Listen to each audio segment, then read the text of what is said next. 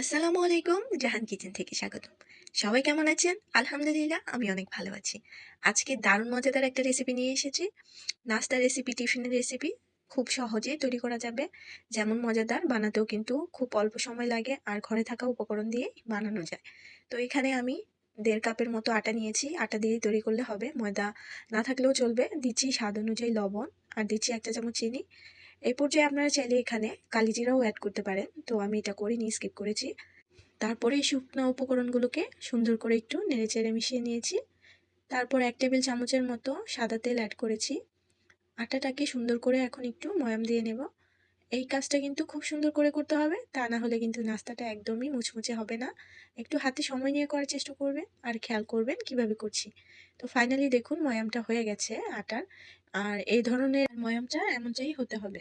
তো এই পর্যায়ে রুম টেম্পারেচারের পানি অ্যাড করছি। আস্তে আস্তে অল্প অল্প করে পানি অ্যাড করতে হবে। আর আটাটা একটা ডো তৈরি করতে হবে।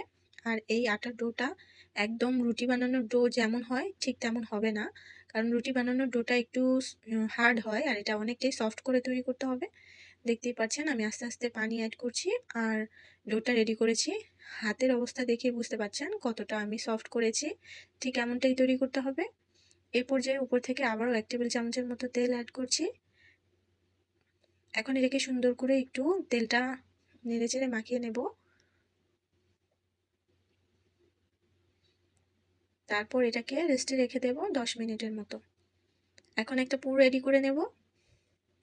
পুরের জন্য প্রথমে নিয়ে নিয়েছি এখানে 3টা মিডিয়াম সাইজের আলু, যেটাকে আমি আগে থেকে সেদ্ধ করে ম্যাশ করে নিয়েছি। তো এই আলুটা অবশ্যই খুব সুন্দর একটা ম্যাশ করে নিতে হবে। তারপর এখানে আরও কিছু ইনগ্রেডিয়েন্টস এখানে নিয়েছি। কাঁচামরিচ কুচি, নিয়ে নিয়েছি আদা কুচি।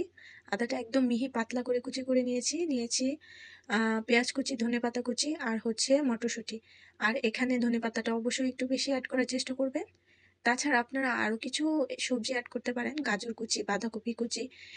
সেক্ষেত্রে আপনারা বাইন্ডিংয়ের জন্য 1 থেকে 1.5 চামচ কর্নফ্লাওয়ার অ্যাড করে দেবেন। তো এখন আমি পুরটা রেডি করে নেব। আর এটা কিন্তু সম্পূর্ণ চুলা ছাড়াই তৈরি করে নেব। আর এটা এই পর্যায়ে কিন্তু এভাবেই মজা লাগে। কিছু স্পাইসেস অ্যাড করছি।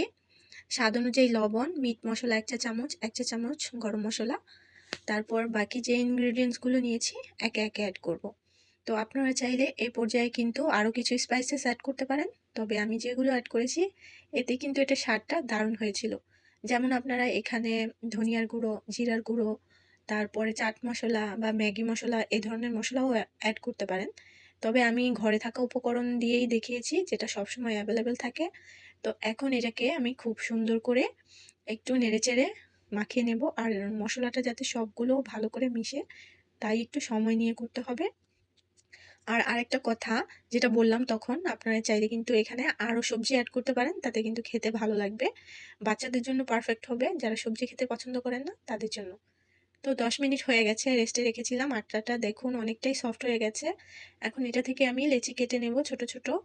আপনারা চাইলে এখানে কিন্তু একটা বড় সাইজের রুটি তৈরি করে কেটে নিয়ে নিতে পারেন, বা ছোট ছোট লেচি করে আপনারা তৈরি করে নিতে পারেন। এখানে কিন্তু আমি হাতের সাহায্যে রুটিগুলো তৈরি করব, বেলে নেব না। আমি আরেকটা আমার রেসিপিতেও দেখিয়েছিলাম, হাতের সাহায্যে কিন্তু আমি রোল তৈরি করে নিয়েছিলাম। তো এই পর্যায়েও দেখিয়ে নিচ্ছি কিভাবে তৈরি করছি। খুব ইজি ভাবেই এটা কিন্তু রাউন্ড শেপ দেওয়া যায়, তবে হাতে একটু তেল মাখিয়ে নিলেই কিন্তু হয়ে যায়। একটু খেয়াল করলেই দেখতে পাবেন কিভাবে করছি। আমি দেখিয়ে দিলাম, হাতে কিন্তু আমার তেল মাখানো ছিল।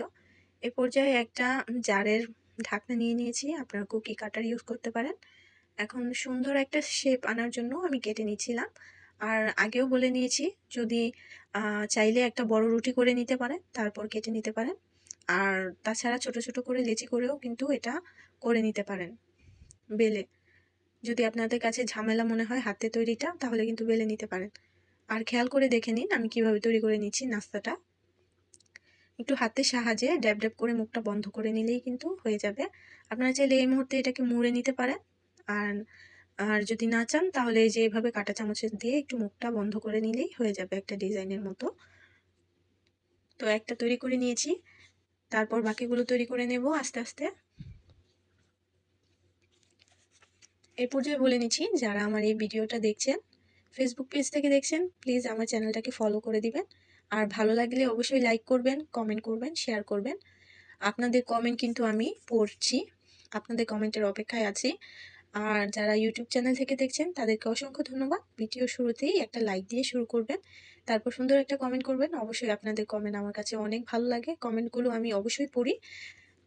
তো আমার রেসিপিটা কার কার কাছে ভালো লেগেছে অবশ্যই জানাবেন। চটজলদি কিন্তু করে নেওয়া যায়। আর রমজানেও কিন্তু এটা স্পেশালভাবে তৈরি করে নিতে পারেন। সেক্ষেত্রে এটা আমি এখন তেলে ভেজে নেব।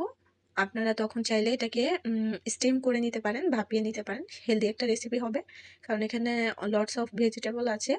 অনেক, অনেক সবজি যেটা শরীরের জন্য অনেক ভালো। তো আমি ওইখানে সবগুলো নাস্তা রেডি করে নিয়েছিলাম। তারপর একটু ফ্রাই করে নেওয়ার জন্য তেল গরম করে নিয়েছি কড়াইটাতে। আস্তে, আস্তে নাস্তাগুলো এড করছি। আর অবশ্যই একটু খেয়াল রাখতে হবে।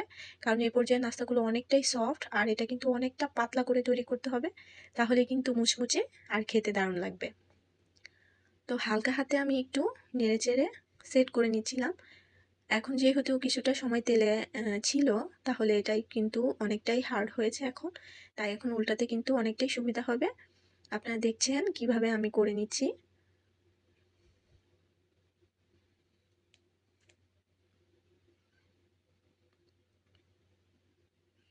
উল্টে পাল্টে এভাবেই সুন্দর একটা কালার আনা অবধি ভেজে নেব।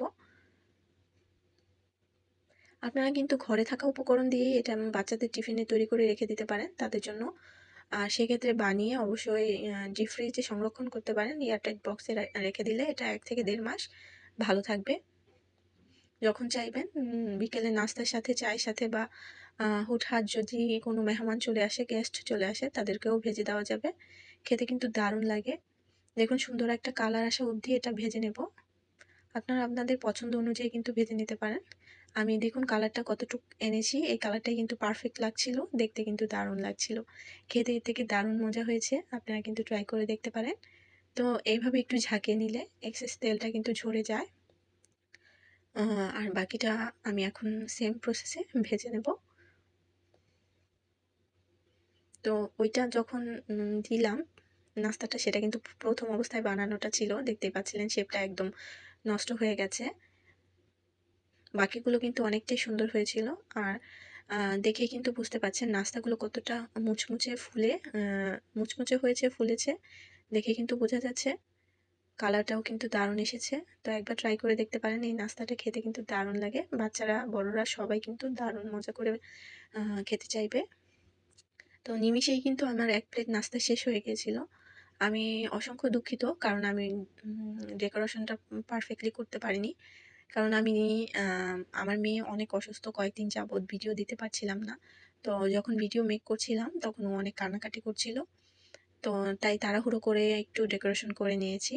যাই হোক, আমার রেসিপিটা কিন্তু অসাধারণ হয়েছিল। আপনারা চাইলে রমজানে কিন্তু এই রেসিপিটা ইফতারে রাখতে পারেন। সেক্ষেত্রে এটা স্টিম করে খেলে কিন্তু হেলদি একটা রেসিপি হবে। আর বাচ্চাদের জন্য তখন কিন্তু আপনারা চাইলে ফ্রাই করে দিতে পারেন। তো আজকের রেসিপিটা কেমন লাগলো? কে কোথা থেকে দেখছে? আর আমার এই রেসিপিটা কার কার কাছে ভালো লেগেছে? অবশ্যই কমেন্টে জানাতে ভুলবেন না। তো আজকে চলে যাচ্ছি, নতুন রেসিপি নিয়ে চলে আসবো। সবাই সুস্থ থাকবেন, ভালো থাকবেন। আল্লাহ হাফেজ।